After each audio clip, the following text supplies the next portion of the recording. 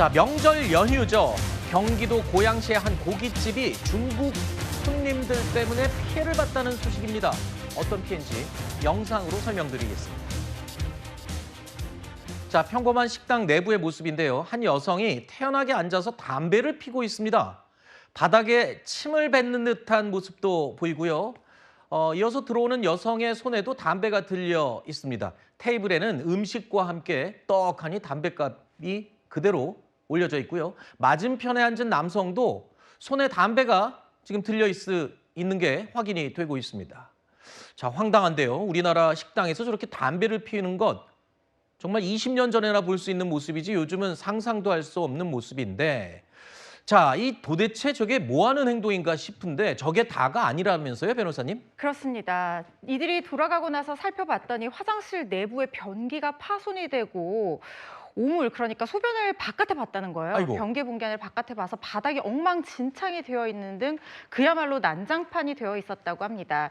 이게 추석 당일이었죠. 6일 새벽 밤 12시까지 고깃집을 운영하던 이 식당 주인이 하소연한 내용인데요. 중국인 손님 7명이 와서 실내에서 저렇게 보신 것처럼 떡하니 흡연을 했고 제지를 해도 말리지를 않고 바닥에 침을 뱉는 행위까지 반복을 했다고 합니다.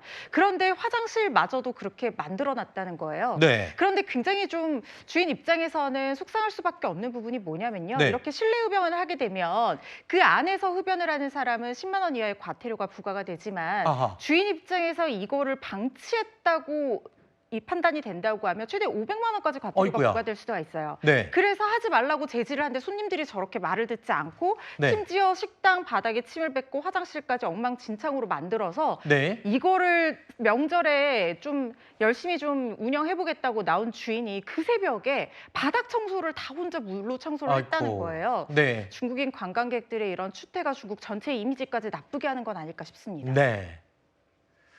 저희 제작진도요, 행여나 중국 관광객이 아닐지도 몰라서 저희 취재 기자를 통해서 사실관계를 확인했습니다. 중국인 관광객으로 확인됐습니다.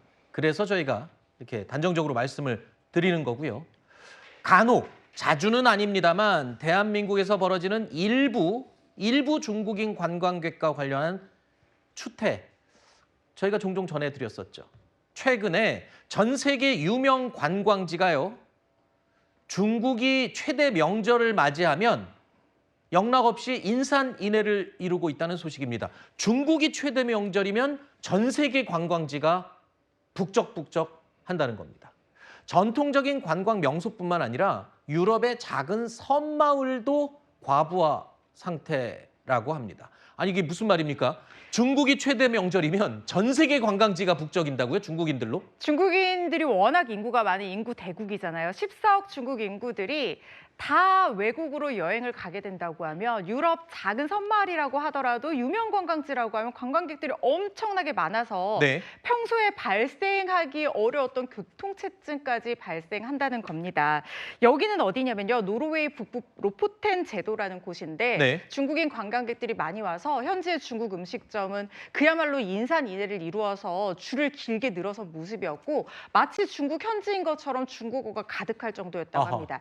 사실 중국이요. 국경절, 그러니까 중화인민공화국 건국기념일과 중추절이 지금 연결이 돼서 10월 1일부터 10월 8일까지 엄청난 황금 연휴를 맞았어요. 네. 우리나라도 이번에 황금 연휴 기간인데 네. 중국인들도 이렇게 긴 황금 연휴를 맞다 보니까 아하. 전 세계로 해외여행을 정말 많이 떠났다는 겁니다. 네. 중국인 관광객들 유커라고 부르잖아요. 네. 이 유커들의 모습을 전 세계에서 정말 찾아볼 수가 있었다고 하는데 네. 심지어 현지 매체가 어떻게 표현했냐면 중국인들이 휴가 맞았다는 걸 전 세계가 알게 됐다라고 어허. 표현을 했어요. 여러 가지 소식들이 있는데 호주 시드니에서는요. 고래 관측선이 유명한 관광 코스인데 여기서 현지인이 배 선장밖에 없었다는 거예요. 아니, 다 잠시만요. 고래 관측하는 관광 배가 있는데 유람선, 관광선인데 선장 한 명만 현지인이고 전부 다 중국인이었다고요? 현지에서 현지인을 찾아볼 수가 없고 아하. 선장만 현지인이고 다 중국인 관광객들이 이 고래 관측선에 탑승을 했다는 겁니다. 네. 오페라 하우스 주변에서는 사진 찍을 자리도 없었다고 하고 심지어 태평양 팔라우 블루홀에서는요. 해수면 아래가 중국인들로 가득한 영상까지 퍼지고 있다는 거예요. 네. 물반 고기반이 아니라 물반 중국인반 이런 현상까지 일어나고 있다고 합니다. 알겠습니다. 전 세계에서 인구가 가장 많은 나라이기 때문에 벌어지는 해프닝인 것 같은데요. 여기에 중국 관광객들의 시민 의식도 높다면 나라의 격도 올라갈 텐데 말입니다. 일부 중국 관광객들 때문에 아마 눈살을 찌푸리는 일들이 종종 있는 것 같습니다. 중국도 연휴를 맞아서 대이동을 하면서요. 국내에서, 중국 내에서도 정말 웃지 못할 해프닝이 벌어지고 있다고 합니다. 자, 지금 보시는 장면이요. 중국 사람들이 다툼을 벌이는 모습인데요.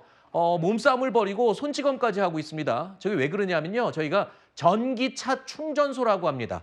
전기차 충전소. 그러니까 서로 충전하겠다고 저러고 지금 몸싸움을 벌이는 건데 사실 인구도 많지만 인구가 많은 만큼 전기차도 전 세계에서 가장 많이 굴러다니잖아요. 그러다 보니까 충전소에서 줄을 늘어서서 저렇게 서로 충전하려고 싸우는 게 벌어진다고요? 중국이요, 전기차 보급률이 굉장히 높은 국가인데 마찬가지로 충전소 보급률도 2023년에 이미 전 세계 1위였어요. 그렇지만 그때 보급률이 220만 개 충전소였는데 중국에서 지금 굴러다니고 있는 전기차는 무려 3,700만 대 수준입니다. 3,700만 대요. 엄청난 보급률이죠. 그러다 보니까 충전소의 이 설치량이 이 전기차 대수를 따라가지 못해서 이렇게 중추절 맞아서 그야말로 민족 대이동이 시작이 된다고 하면 전기차 충전소가 모자랄 수밖에 없는 상황이 되는데 그러다 보니까 싸움까지 난다는 거예요. 사실 전기차 충전소가 중국에서는 이렇게 많이 모자라기 때문에 이걸 30분 이상 차지했을 때 1위안씩 1분당 1위안씩 벌금도 매긴다고 하거든요. 그럼에도 불구하고 조금이라도 더 충전하겠다고 저렇게 자리를 다투는 모습들도 보인다고 합니다. 알겠습니다.